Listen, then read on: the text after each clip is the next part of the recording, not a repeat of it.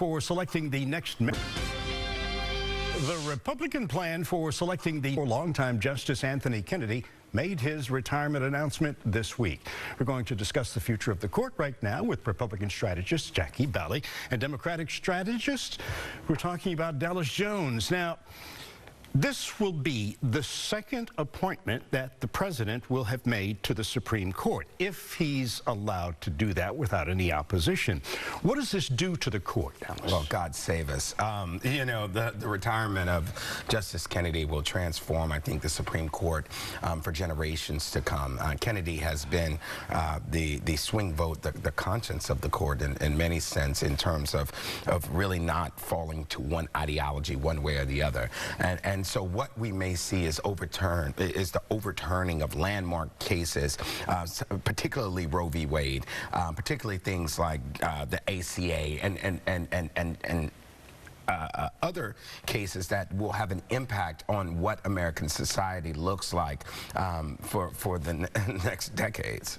Yes, 35 to 40% of voters who voted for President Trump voted for this particular reason. This was #1 on their agenda. They felt that the president would be able to choose a justice that was more with their ideology than his opponent.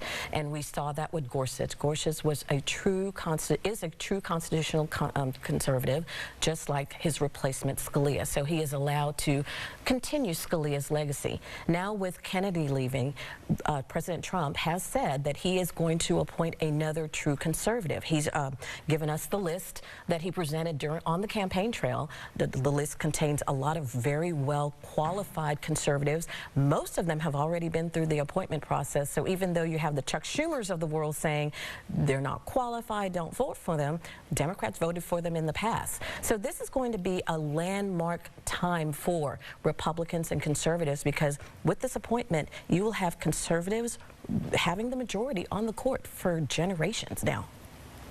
Well, look, the reality of it is you know, while Republicans are looking to rush this through as soon as I'm seeing July 9th, this is an election year, and I think that Republicans ought to follow their own litmus that they set forth and allow the voters to have their voice in the midterm elections, and wait before we ram down the throats of the American people a justice that will have an impact on what our lives look like over the next, you know, years to come. And so I would hope that, as Jackie pointed out, that as the president replaced Scalia, who was a true constitutional conservative, you know, but Kennedy is something different. And presidents have to understand that what they do can impact, you know, what it is that our country looks like. In 2010, Jackie, I'll let you finish. Let me finish. We did during Obama's tenure,